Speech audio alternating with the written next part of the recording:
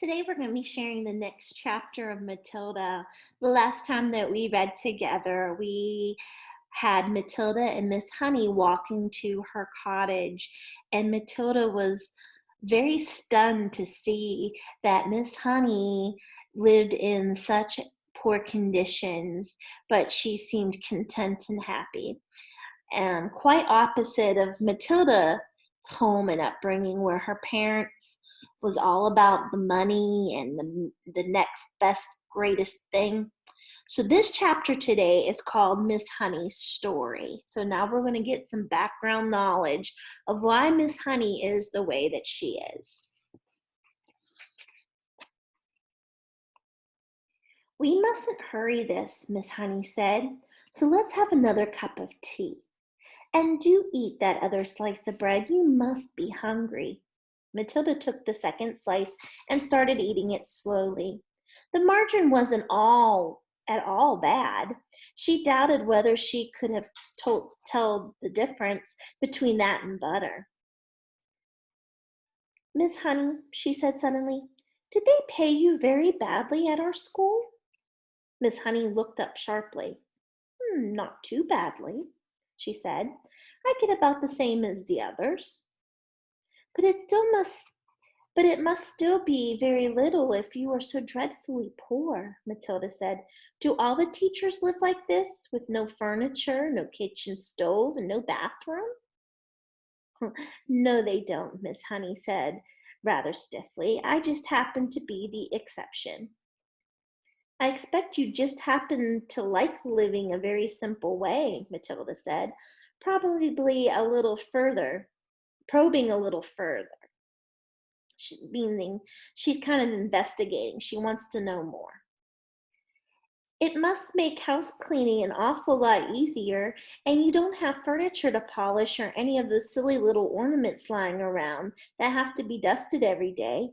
And I suppose if you don't have a fridge, you don't have to go out and buy all sorts of junky things like eggs and mayonnaise and ice cream to fill it up with. It must save a terrific lot of shopping."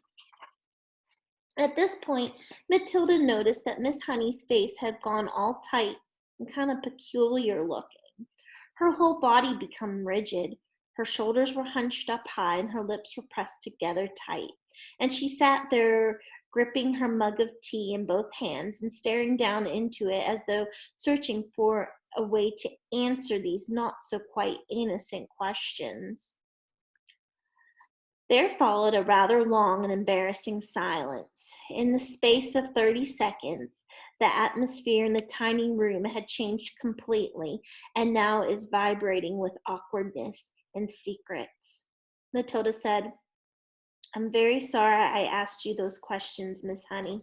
It is not any of my business." At this, Miss Honey seemed to rouse herself.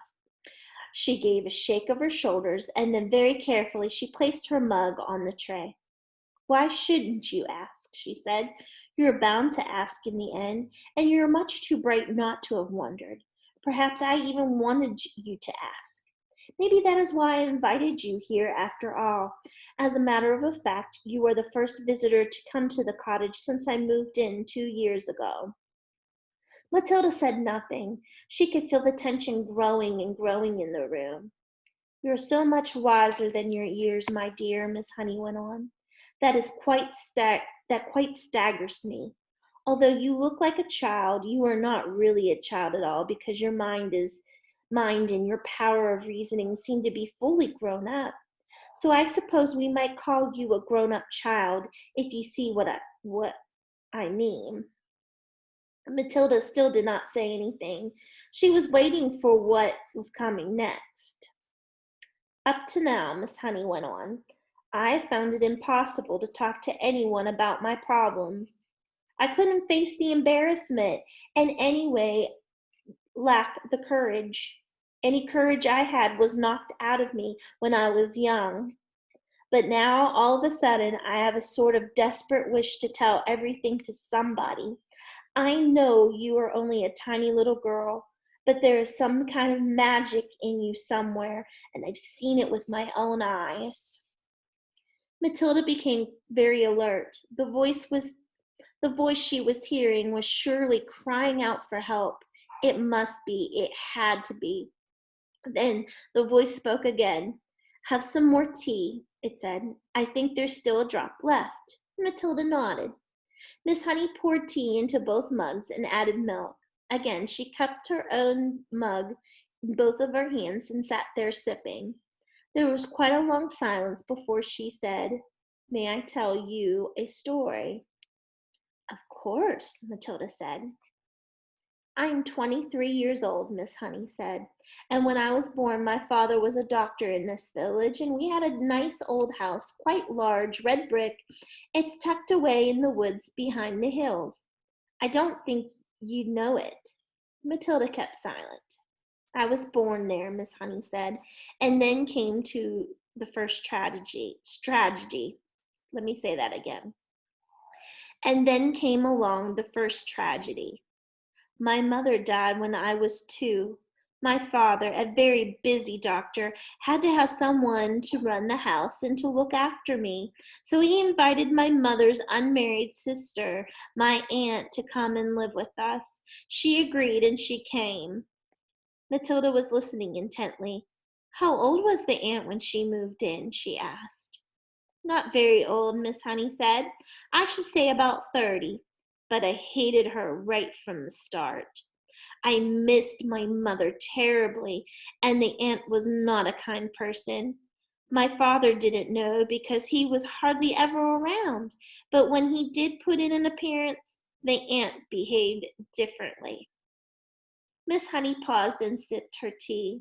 I can't think why I'm telling you all this, she said, embarrassed. Go on, Matilda said, please. Well, Miss Honey said, then came the second tragedy. When I was 5, my father died suddenly. One day he was there, and the next day he was gone. And so I was left to live alone with my aunt. She became my legal guardian. She had all the powers of a parent over me, and in some way or another, she became the actual owner of the house. How did your father die? Matilda asked. It is interesting that you should ask that, Miss Honey said. I myself was too young to question it at the time, but I found out later that there was a good deal of mystery surrounding his death. Didn't they know how he died? Matilda asked. Well, not exactly, Miss Honey said, hesitating. You see, no one could believe that he would ever have done it. He was such a very sane and sensible man. Done what? Matilda asked. Killed himself? Matilda was stunned. He did?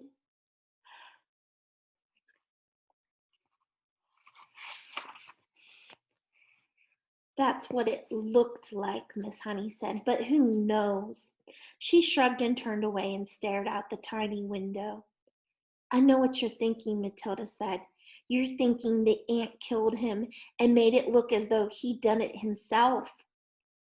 I'm not thinking anything, Miss Honey said. One must never think like that without proof. The little room became quiet. Matilda noticed that the hands clasping the mug were trembling slightly. What happened after that? She asked. What happened when you were left all alone with the aunt? Wasn't she nice to you? Nice? Miss Honey said. She was a demon. As soon as my father was out of the way, she became a holy terror. My life was a nightmare. What did she do to you? Matilda asked. I don't want to talk about it, Miss Honey said. It's too terrible. But in the end, I became so frightened of her, I used to start shaking when she came into the room. You must understand, I was never a strong character like you. I was always shy and retiring. Didn't you have any other relationships? Matilda asked. Any uncles or aunts or grannies who would come and see you? None that I knew about, Miss Honey said. They were all either dead or they'd gone to Australia. And that's still the way it is now, I'm afraid. So you grew up in that house alone with your aunt, Matilda said. But you must have gone to school. Of course, Miss Honey said. I went to the same school you're going to now, but I lived at home. Miss Honey paused and stared down in her empty tea mug. I think what I'm trying to explain to you, she said, is that over the years I became so completely cowed and dominated by this monster of an aunt that when she gave me an order, no matter what it was, I obeyed it instantly. That can happen, you know. And by the time I was 10, I had become her slave. I did all of her housework, made her bed, washed and ironed for her. I did all the cooking, and I learned how to do everything. But surely you could have complained to somebody, Matilda said. To whom? Miss Honey said. And anyway, I was far too terrified to complain. I told you I was her slave. Did she beat you? Let's not go into details, Miss Honey said. How simply awful, Matilda said. Did you cry nearly all the time? "Hmm, only when I was alone," Miss Honey said. I wasn't allowed to cry in front of her, but I lived in fear. What happened when you left school? Matilda asked. "Hmm, I was a bright pupil," Miss Honey said. I could have easily gone into university, but there was no question of that. Why not, Miss Honey? Because I was needed at home to do the work. Then how did you become a teacher? Matilda asked. There is a teacher training college in Reading, Miss Honey said.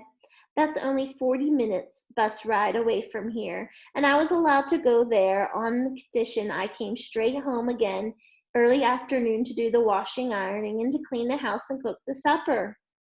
How old were you then? Matilda asked. When I went to teacher training, I was 18, Miss Honey said. You could have just packed up and walked away, Matilda said. Not until I got a job, Miss Honey said. And don't forget, I was by then dominated by my aunt to such an extent that I wouldn't have dared. You can't imagine what it's like to be completely controlled like that by a very strong personality. It turns you into jelly. So that's it. That's the sad story of my life. Now I've talked enough. Please don't stop, Matilda said. You haven't finished yet. How did you manage to get away from her in the end and come to live in this funny little house? Oh, that's something, Miss Honey said. I was proud of that. Tell me, Matilda said. Well, Miss Honey said, when I got my teacher's job, the aunt told me I owed her a lot of money. I asked her why.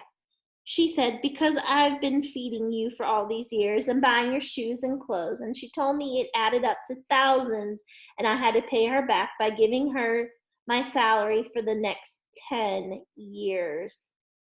I'll give you £1 a week pocket money, she said, but that's all you're going to get.